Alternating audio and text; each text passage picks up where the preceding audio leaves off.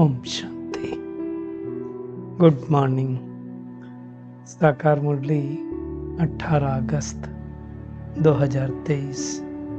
बाबा का मीठा मीठा पत्र हम मीठे मीठे बच्चों के मीठे मंथन के लिए। मंथन शुरू करने से पहले प्यार के सागर से बाबा की प्यार भरी किरणों के नीचे बैठ जाते और अनुभव करते हैं कि मैं प्रेम स्वरूप आत्मा हूँ, प्रेम के सागर की संतान हूँ। आज की मुरली में बाबा ने दो शब्दों पर बहुत ध्यान दिया है, फूल और कांटा। अब देखा जाए तो फूल भी किस्म किस्म के होते हैं और कांटे भी किस्म किस्म के होते हैं। फूलों में भी कोई खुशबूदार होता है, किसी में खुशबू नहीं होती। तो फूल की विशेषता क्या होती है? रूप, रंग, है ना। रूप भी उसका अच्छा होना चाहिए, रंग भी होना चाहिए उसका, और खुशबू भी होनी चाहिए। तीन ही चीजें होती ना, रूप, रंग और खुशबू। अब कई फूल ऐसे होते हैं जिनका रूप तो बड़ा अच्छा होता है, बनावट बड़ी अच्छी होती है। रूप मतलब बनावट, लेकिन जरूरी नहीं कि उनका रंग अच्छा हो। कोई फूल ऐसा होता है जिनका रंग बड़ा अच्छा है लेकिन खुशबू नहीं है, और कोई फूल होता है जिसमें रंग, रूप, खुशबू तीनों चीजें होती हैं। बाबा ने कहा खुशबूदार फूल बनो। अगर कई बार रंग ना भी हो और अगर खुशबू हो तो भी अच्छा लगता है। आप देखो, चंपा का, चमेली का सफेद ही होता है ना, तो भी खुशबू आती, कितना अच्छा लगता है। गुलाब का फूल में तो खैर रंग, रूप, खुशबू सब कुछ है। तो हम कैसे बने, किस तरह के फूल बने, उनको देखना है। ऐसी मैं आत्मा बनी हूं कि अपनी खुशबू दूर से फैलाती हूं। मेरा रंग, रूप, खुशबू तीनों चीजें हैं मुझे आत्मा में। तो कौन सा रंग चाहिए, कौन सी खुशबू चाहिए, कौन सा रूप चाहिए। कई बार बाबा बोलता है ना, रूप बसंत बनो। रंग कौन सा चाहिए? आध्यात्मिक का रंग चाहिए, परमात्मा के संग का रंग चाहिए। रूप कौन सा चाहिए? आत्मिक स्वरूप चाहिए।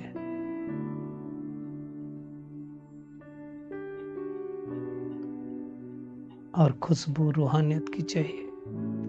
तो हमें चेक करना है हमें कितना खुशबूदार फूल बना हूं। बाबा ने कहा नंबर 1 खुशबूदार फूल है श्री कृष्ण, इसलिए सभी कितना प्यार करते हैं। अभी जन्माष्टमी आएगी तो देखना उसको कितना प्यार करेंगे लोग। लेकिन ऐसा खुशबूदार फूल बनाया किसने? तो सब कहेंगे बनाने वाला most sweet lovely father Shiv Baba है, उसके हम लवली बच्चे हैं। तो एक तरफ ये और दूसरी तरफ कांटे।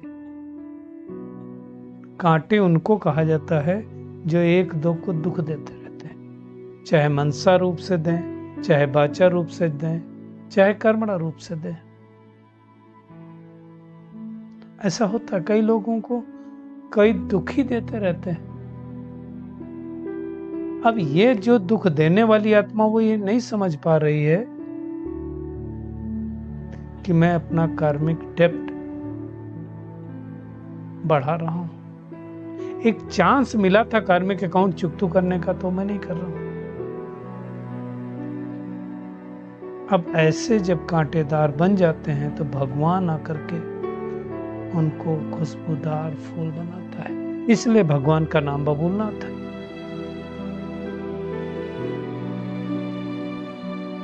जो कर्तव्य बाबा ने किया उसके हिसाब से नाम है। बबुलनाथ का मंदिर यहाँ मुंबई में है, बहुत बड़ा मंदिर है।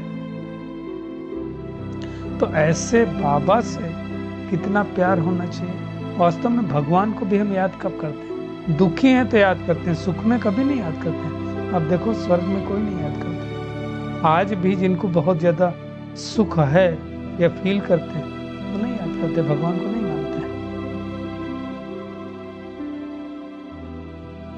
एक समय था जब हम सतयुग में थे तो आत्मा और शरीर दोनों ही पवित्र थे। बाबा कहता शरीर पहनते पहनते पहनते, वस्त्र है ना, कपड़ा है ना, पहनते पहनते क्या हो गया? पुराना हो गया, तमोप्रधान हो गया। 84 जन्म लेते लेते हम आत्मा कैसी हो गई। तो अब उस निराकार बाप के हम बच्चे हैं तो उसको याद करना है। वो भी परम धाम का रहने वाला, हम भी परम धाम के रहने वाले हैं। बाबा ने समझाया कि देखिए तुम आत्माएं गोल्डन मिसल थी, मतलब सोने की थी। अब सोने में खाद पड़ गई, खाद पड़ते पड़ते आत्मा सतो प्रधान से सतो रजो तमो हो गई। मतलब गोल्डन से सिल्वर, कॉपर और आयरन मेज में आए, है ना। अब क्या है, पूरा सोना काला हो गया। अब काले सोने को फिर से गोरा बनाना है तो क्या करना पड़ेगा? बाबा कहता क्या गंगा स्नान करने से कोई पावन बनेगा? कुछ नहीं होता स्नान करने से। पुकारते हैं पतित पावन आओ, तो कहां आएगा? कई फिर बोलते हैं कि वो जटाओं में आए। अब गंगा नदी जटाओं में आएगी क्या?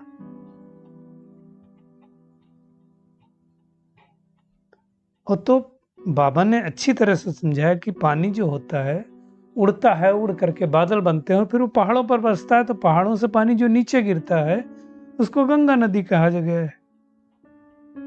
ये सब बातें बाबा ने संगम युग पर बताई। बाबा कहता है शास्त्रों में तो कितना अगड़म बगड़म लिख दिया है। तो ऐसा मोस्ट बिलवेड बाबा जो हमें सारी बातें सिखा रहा, उसको कितने प्यार से याद करना चाहिए। जैसे बाबा को हम कहते हैं स्वीट स्वीटर स्वीटेस्ट, जैसे बाबा भी हम बच्चों को कहता है स्वीट स्वीटर एंड स्वीटेस्ट। ये सुपरलेटिव डिग्री है।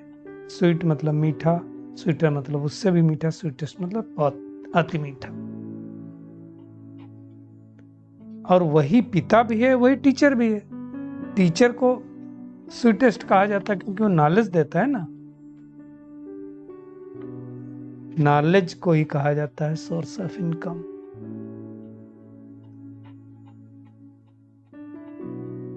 योग को याद और ज्ञान को नॉलेज कहा जाता है। तो हमें ज्ञान और योग दोनों ही चाहिए, जिससे हम स्वर्ग का मालिक बनने वाले हैं। त्रिमूर्ति शिव दिखाते ना, तो शिव ऊपर, त्रिमूर्ति मतलब ब्रह्मा द्वारा स्थापना, शंकर द्वारा विनाश और विष्णु द्वारा पालना करवाने वाला शिव बाबा, इसलिए उसको करण करावनहार कहा जाता है। तो इन तीनों देवताओं के भी ऊपर है, तो कितना पावरफुल होगा वो बाबा। दिन प्रतिदिन बाबा कहता है सब आत्माएं सुखी से दुखी ज्यादा होती है। क्यों? क्योंकि धीरे धीरे आत्मा और तमो प्रधान बनती जा रही।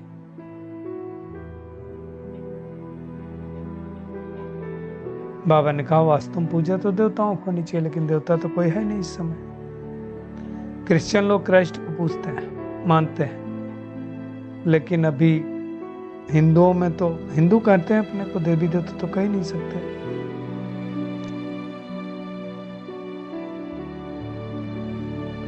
जो भी देवी देवताएं थे उनके किसी के गुण तो अभी हमारे अंदर है नहीं। तो बाबा कहता है ला मुजीब, सबको तमो प्रधान बनना ही है, क्योंकि हम जब तक तमो प्रधान नहीं बनेंगे तब तक भगवान आकर के सतो प्रधान कैसे बनाएगा। तो भगवान कहता है हम भागीरथ में सवार होते हैं। भागीरथ अर्थात ब्रह्मा, भाग्यशाली रथ। तो बाबा साइंस की बातें भी समझाता है। जैसे कहा ना कि ऐसा नहीं होता है कि कोई भागीरथ गंगा लाए जटाओं में, नहीं। बाबा ने क्या कहा, पानी बरसा, फिर इकट्ठा हुआ, फिर बादल बने, फिर बरसा। बाकी इंद्र आदि कोई है नहीं कि इंद्र बारिश करवाते हो। ये सब समझने की बात है। बाबा ने तो ये भी कहा श्री कृष्ण वहां खेलपाल जाकर के जमुना किनारे करता था, ऐसा नहीं है। सतयुग का पहला प्रिंस वो ये सब करेगा क्या? बड़े प्यार से उसको पाला जाता है। तो भगवान ही आकर के गार्डन ऑफ अल्लाह फ्लावर बनाता है। अर्थात इसका मतलब क्या है कि भगवान आकर के सतयुगी दुनिया की स्थापना करता है, नई दुनिया रचता है। समझने की बातें हैं। कब आता है? कलयुग और सतयुग के संगम पर आता है। बाबा ने स्पष्ट रूप से कहा जब तक ब्राह्मण नहीं बनेंगे ना, तब तक शिव बाबा से वर्षा मिलेगा नहीं। शूद्रों को वर्षा नहीं मिलता है। और यज्ञ कोई भी दुनिया में करते हैं उसके लिए ब्राह्मण चाहिए। तो शिव बाबा ने रुद्र गीता ज्ञान यज्ञ रचा है, जिस ज्ञान यज्ञ से विनाश ज्वाला निकलेगी और सारी सृष्टि बदल जाएगी। पूरा नाम इसका है राजस अस्मेघ अविनाशी रुद्र गीता ज्ञान यज्ञ। शस्त्रों में भी ज्ञान है।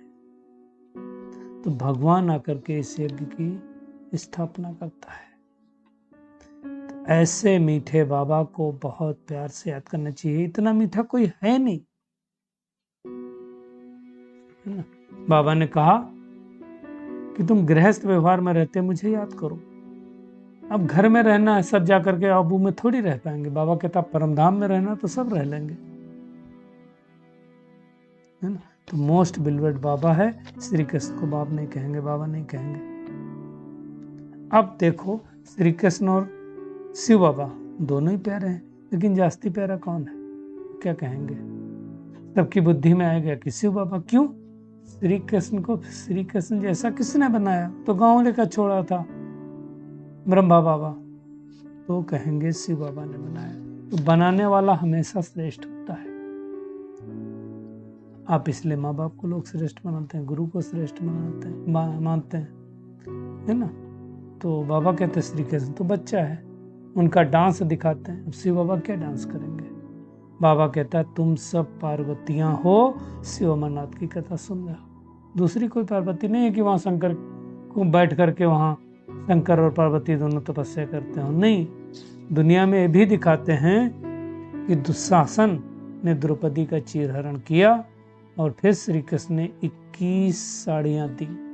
अब इसका आध्यात्मिक रहस्य क्या है कि भगवान जब इस सृष्टि पर आता है तो 21 जन्मों के लिए विकार मुक्त कर देता है।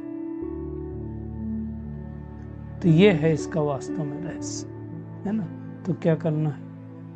आज का होमवर्क यही है कि पढ़ाई पर हमें बहुत बहुत बहुत ध्यान देना है और खुशबूदार फूल बनना है। तभी तो भगवान हमें नैनों पर बिठा करके ले जाएगा। Knowledge is source of income, इसलिए नॉलेज अच्छी तरह से धारण करना है। योगी भी बनना है। याद की अग्नि से विकर्मों की खाद को निकाल करके सच्चा सोना बनना है। तो हमें चेकिंग करनी है। आज बाबा का वरदान है, पहाड़ जैसी बात को भी एक बाबा शब्द की स्मृति द्वारा रूई बनाने वाले सहज योगी हो। बाबा ने कहा कि सहज योगी बनना तो क्या करो?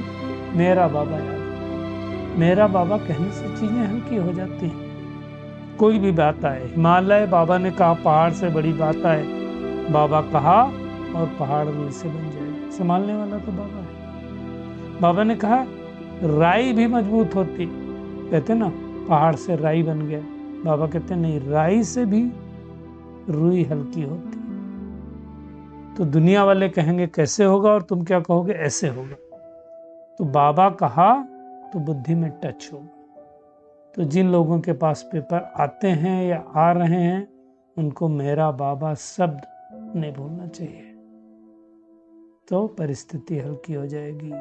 स्लोगन है, प्यार के सागर में लवलीन रहो तो सदा समीप समान और संपन्न भव के वरदानी बन जाएंगे। देखिए एक चीज हम सबको याद रखनी है, लिख के घर पे टांग देना है, ये वक्त भी चला जाएगा। मतलब कोई बहुत अच्छी अच्छा दिन आया है, अच्छी बात आई है, वो भी चला जाएगा। बहुत खराब आया है, वो भी चला जाएगा। सदैव एक जैसा नहीं रहता है समय, इसलिए धीरज रखने की आवश्यकता है। चलिए परमात्मा किरणों के नीचे बैठ जाते हैं और महसूस करते हैं मैं आत्मा मेरा बाबा शब्द की स्मृति द्वारा पहाड़ जैसी परिस्थिति को भी राई और राई से रुई बनाने वाली, सहयोगी जीवन जीने वाली सफलता मूर्त आत्मा हूं। बाप समान स्वीटेस्ट बनने वाली, पढ़ाई पर पूरा ध्यान देने वाली, मोस्ट लवली बाप को याद कर पावन बनने वाली पवित्रता का फरिश्ता हूं। शुक्रिया मीठे प्यारे बाप दादा, शुक्रिया आप सभी का इस मीठे मंथन के लिए। ओम शांति।